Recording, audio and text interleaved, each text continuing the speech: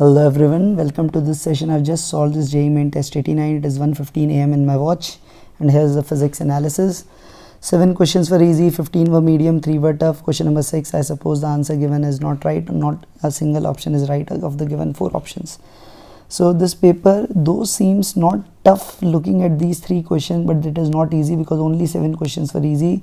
Rest all requires some definite aptitude or calculation from you.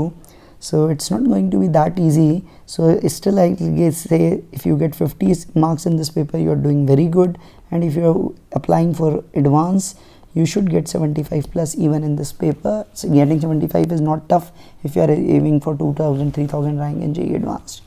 So that was today's paper, and please pardon me if you feel I have rushed through the paper today, because tomorrow morning I have some urgent work I have to go. So I had to complete it by the night before I sleep.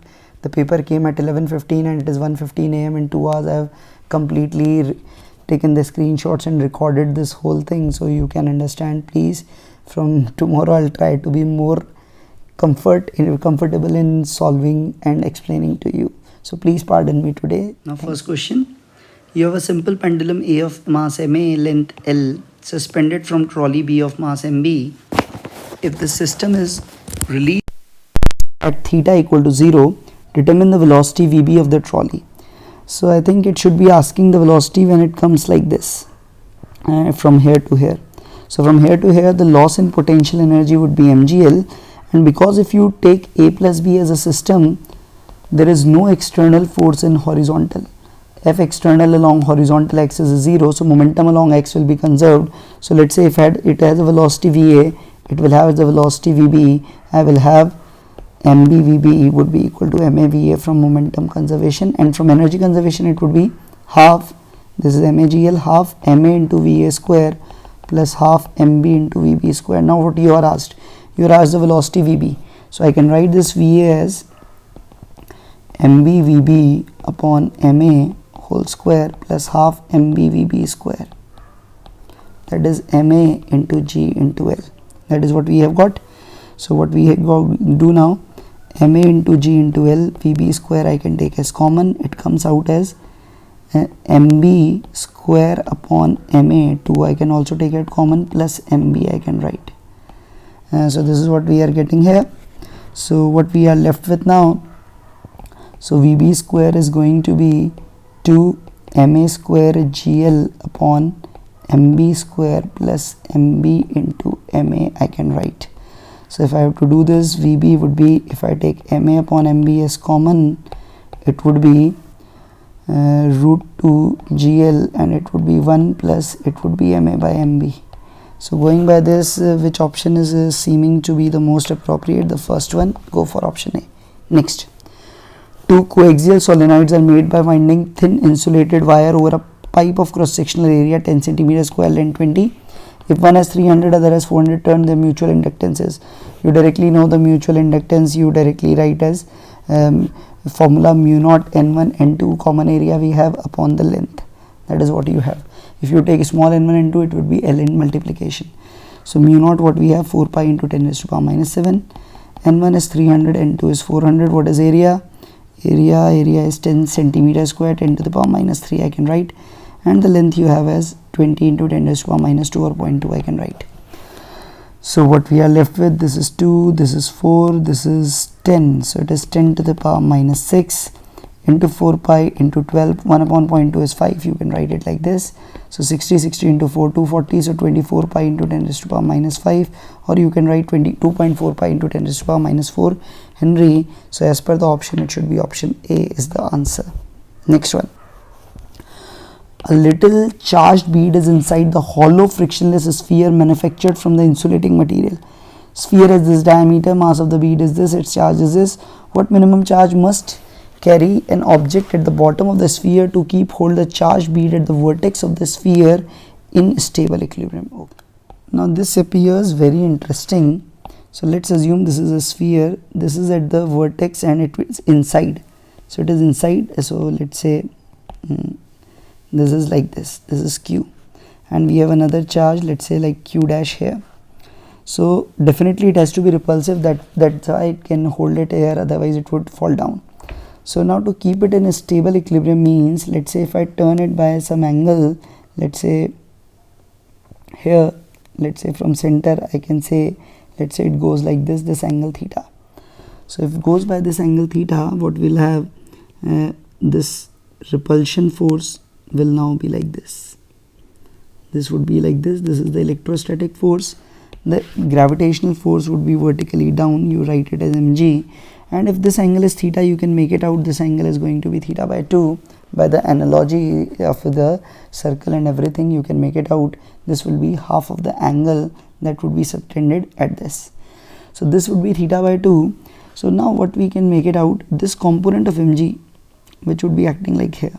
This component you know is mg, and because it is based on this theta, this would be mg sine theta. And this Fe is not exactly acting along the normal, because normal is like this. This is the normal line and this is not the normal line. So if I take it, this is the normal line that I can make it out. So from the normal line, this Fe is somewhere here, and again you can make it out, this angle would be theta by 2. So the component of Fe that can manage this mg would be Fe sine of theta by 2. So that what I can say, it is Fe sine of theta by 2 that is going to manage it. So what I can make, Fe sine of theta by 2 must manage means it should be greater, to take it again towards that position, that should be greater than equal to that mg sine of theta. That is the first thing you need to remember. So what is Fe? Fe you write as kq by r square, and r square, r would be diameter square. So let's say d square sine of theta by 2 should be greater than equal to mg sine of theta. So what we have, I have directly written d because I have taken it to be very small. I have made it bigger just to show you the things.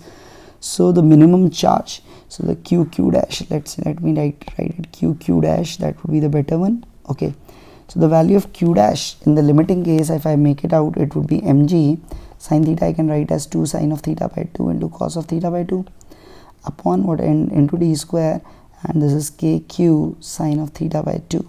So this goes. So you are left with the, what we can say, the cos of theta by 2 thing you can write here.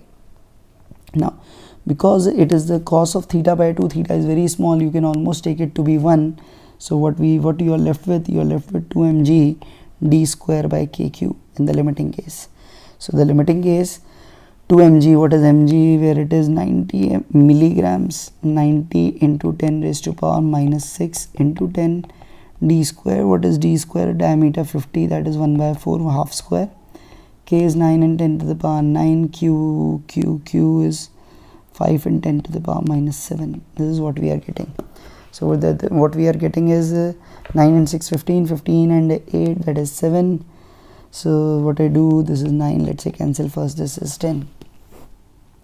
So 10 and 10, 100, this is 10 to the power 9, I can make it out here. So 10 to the power minus 6 remains. So q dash comes out as, this is 0.5 upon 5 into 10 raised to power minus 6, I can make it out.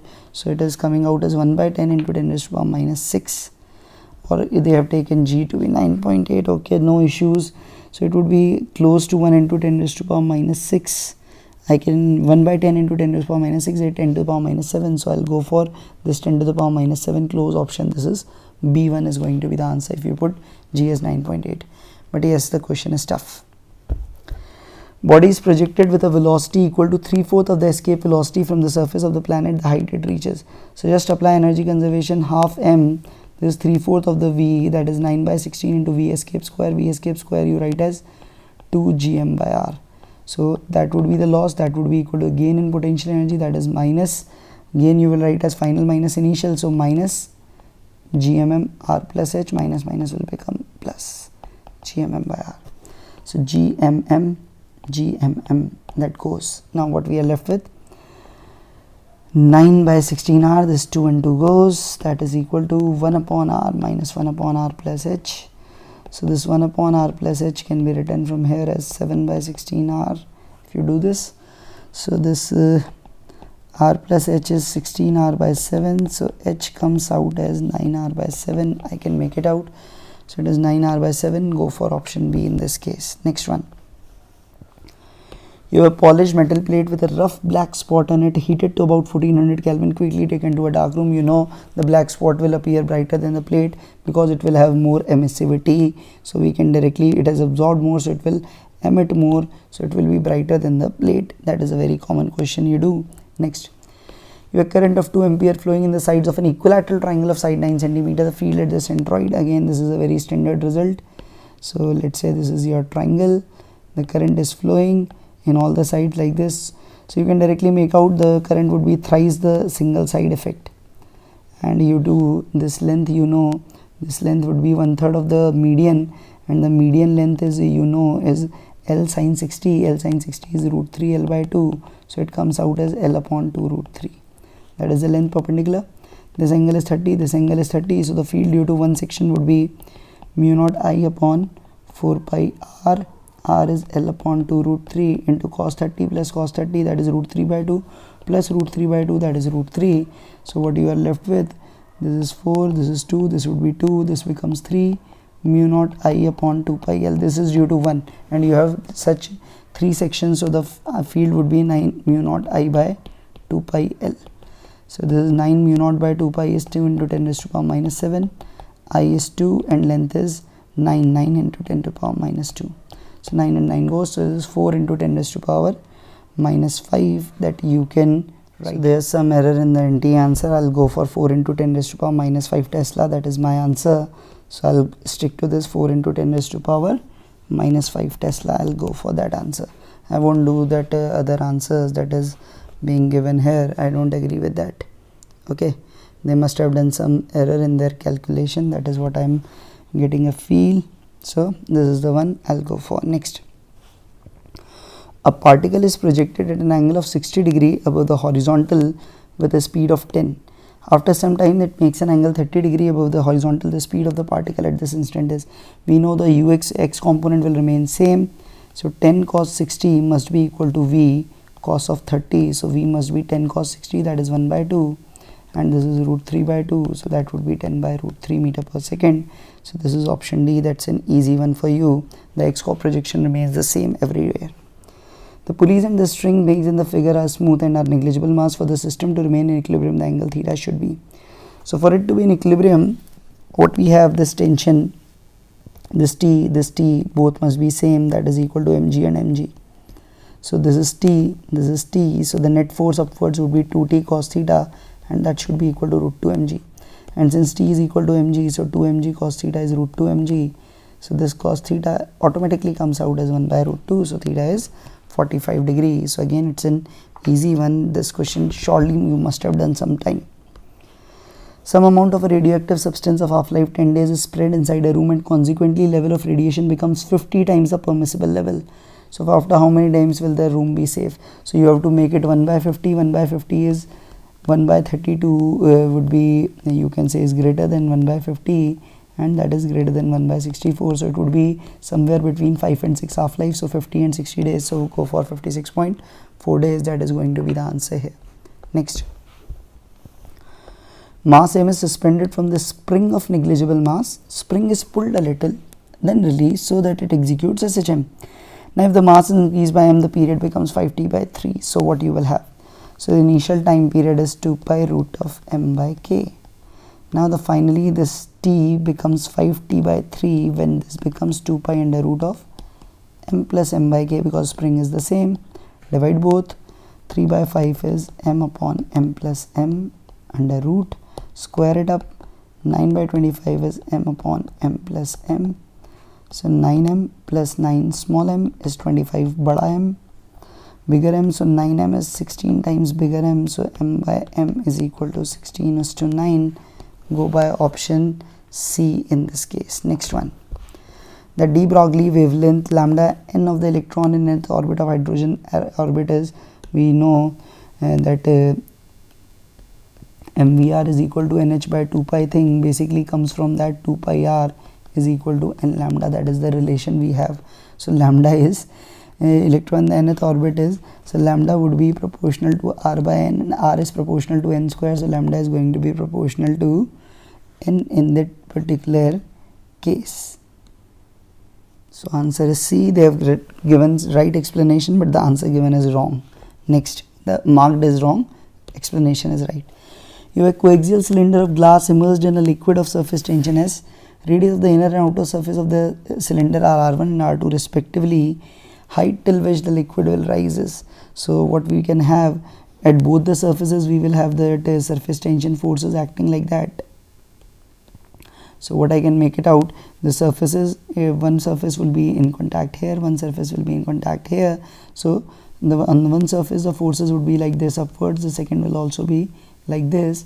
So the net force upwards would be 2 pi R1 into S plus 2 pi R2 into S. That is the net force, and contact angle you know is 0, so that directly we can make it out. The capillary rise will directly be equal to this force. If I can make it out, this will be equal. So the pressure exerted would be 2 pi, I can take S common, R1 plus R2, and the effective area that we can make it out would be pi R2 square minus R1 square. That would be the areas, that is the pressure difference, and that is equal to rho GH. So H would come out as, if you do this R2 square minus R1 square, R1 plus R2 will go out, it would be 2 pi S, and pi goes, so it would be 2S, and it will remain only R2 minus R1, and that divided by rho G. So going by this option, what we are left with, option D only. That is going to be the satisfactory answer in this case. Next one. You have an object of length 10 cm placed at right angle to the principal axis of a mirror of curvature 60, such that image is virtual, erect, and length 6 cm. What kind of mirror is it? Because it is a virtual image, erect image, and has a length which is smaller, that means definitely the mirror is going to be concave, not the convex. So what we have, the mirror is going to be concave. And determine the position of the object. So what would be the position of the object? What I can make it out. So length 10 cm. So first of all, magnification that you have, that is height of image upon height of object, that is you have 6 by 10, and you know the magnification in the mirror is equal to that, definitely what we can write as minus of V by U, or simply what we can write as, yes, it is minus of V by U that we write. So 6 by 10 is minus V. V is going to be positive as per our convention, so that would be V by U, and V we can write from the equation 1 by V plus 1 by U equals 1 by F. So mirror has a radius of curvature 60, so focal length would be minus plus 30 here. So what I can make it out, 1 by V is 1 by F minus 1 by. So writing V as UF upon U minus F, so UU will cancel, it would be F upon U minus F like this. So 6U minus 6F is minus 10F. So 6U is equal to 16F, and what is F here? Because radius of curvature is 60, F would be plus 30, so it would be 16 into 30. I can make it out, it would be minus 16. It would be not minus 16, I did a mistake, I do it again. As 6U would be equal to minus 4F, so U would be minus 4 into 30 by 6, that is minus 120 by 6, that is minus 20. So we'll go for option A, minus 20 centimeter in this case. Next one. Constant power is supplied to a disc that can rotate freely about a fixed vertical axis. Angular velocity of the disc varies with number of rotations made by the disc starting from rest, as omega is k n to the power x, where hence k x is, so power is constant. So power is constant, so after any time t, I can make it out, let's say at any time t, power into t would be equal to kinetic energy, which is half I omega square. So omega square is proportional to t, you can make it out. So if omega is proportional to, you can say t to the power half, and omega is d theta by dt, that is some k to the power t by half. So if I integrate it, theta will come out as k t to the power 3 by 2. So what we have, omega is proportional to t to the power half, theta is proportional to t to the power 3 by 2, so omega will be proportional to theta to the power 1 by 3. I can make it out. So theta to the power 1 by 3, go for option A here. Next. In the given figure, the input voltage Vi is 20 volts, okay, this is 20, Vb taken as 0, Vc is 0, the values of Ib, Ic and Isb. So this is 0, so here this is 20 volt drop across Rb, so that Ib would be 20 volt upon 500 kilo ohm. So I can write it in milliampere directly. So this is 1 by 25 milliampere. 1 by 25 milliampere, you can write it as 1000 by 25, or you can write 40 microampere. So first of all, Ib is 40 microampere, you are left with C and D. Okay, now look at this. This is 20 volt, Vc is 0, so this 20 is over this, so IC would be this 20 volt upon 4 kilo ohm, that is in milliampere, that is 5 milliampere. So this is 5 milliampere, so we are left with option D only. You can find out beta also, it will be the same. Next, metal sphere has a radius r, specific heat C, rotated about an axis passing through its center at a speed of n, suddenly stopped. 50% energy used in increasing temperature, rise in temperature will be.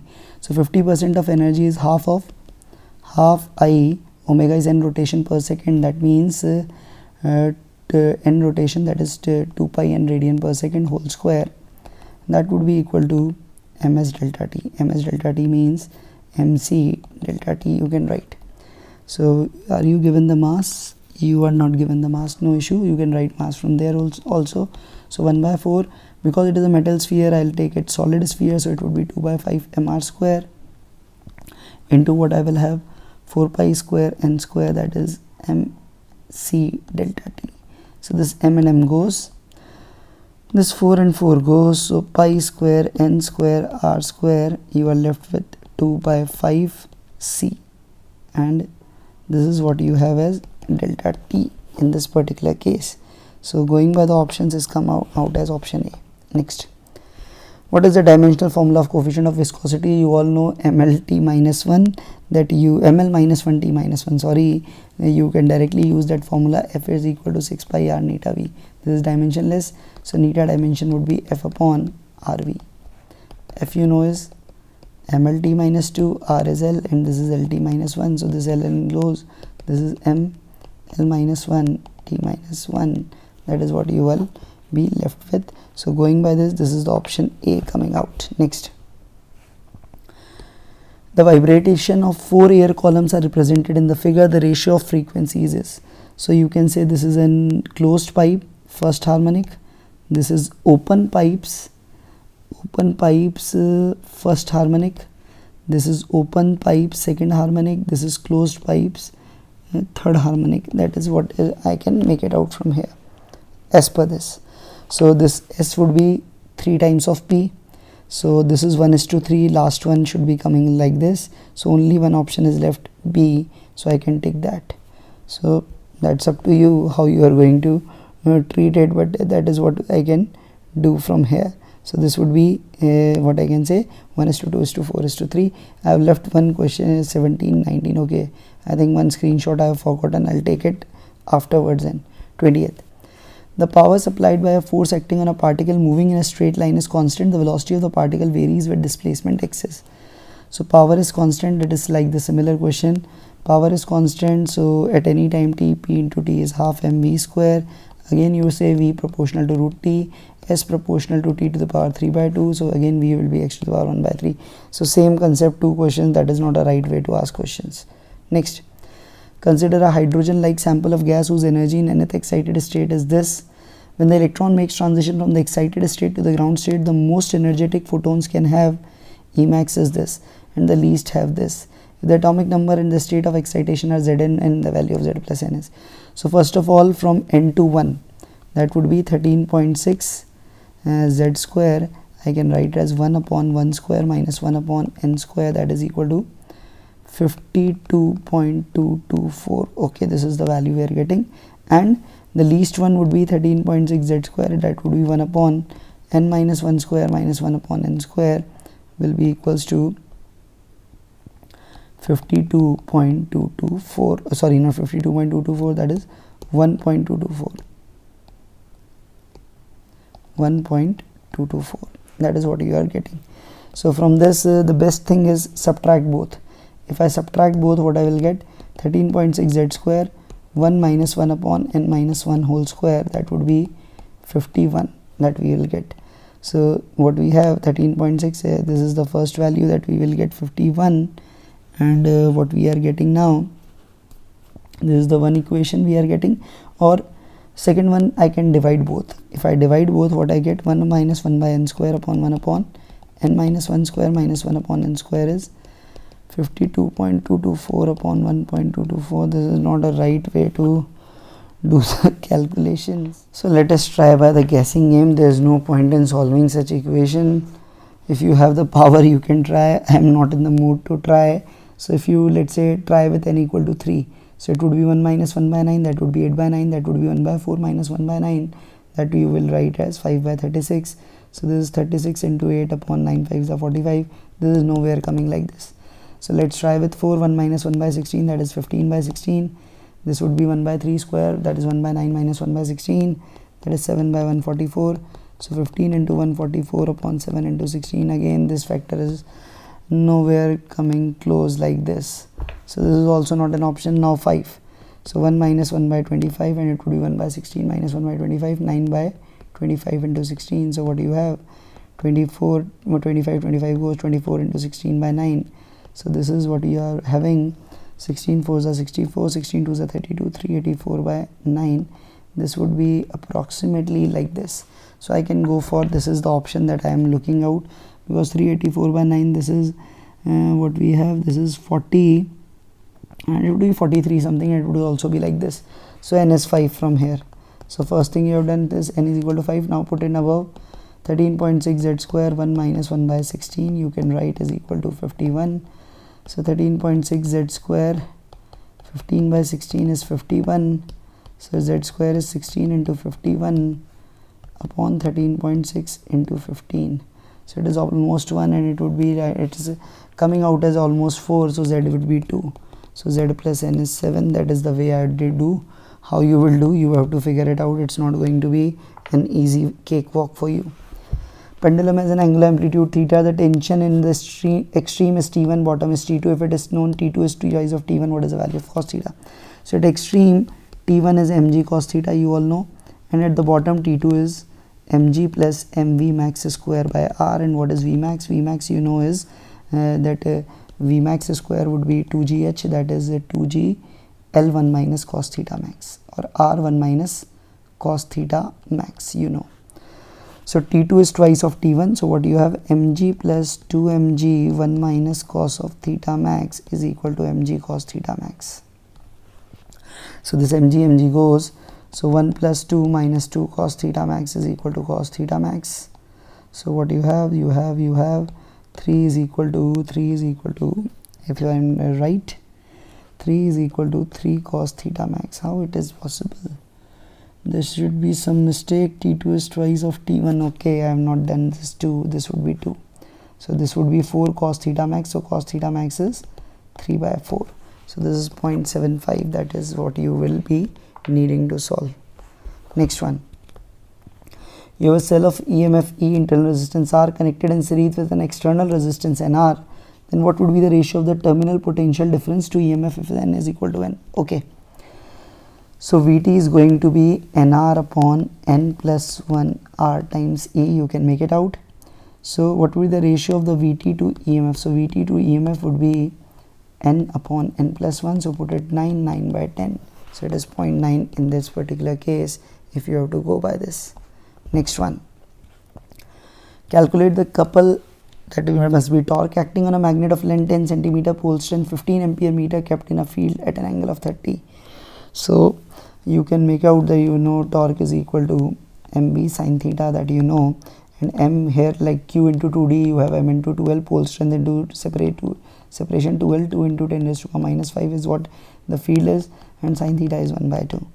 So this m, this pole strength is 15, this magnet is length at 10, so 2l would be 20, or 2l is 10 basically. 2l is 10 into what we are, 10 centimeters, sorry, 10 raised to the minus 2. This 2 and 2 goes, this is 10 to the power minus 5. So it is 15 into 10 to the power, what I am getting, minus 7 minus 6. So it would be 15, I suppose, micronewton meter, it should be 15. That is the answer. Next one. Carnot reversible engine converts 1/6 of heat input into work. That means efficiency is 1/6. When the temperature of the sink is reduced by 62, the efficiency of Carnot cycle becomes 1 by 3. This question came in the NEET test today as well. So this 1 by 6 was 1 minus Tc by Th. So Tc by Th you can make it out as 5 by 6. Now if it reduced by 62, it becomes 1 by 3. So Tc becomes Tc minus 62. Th is same.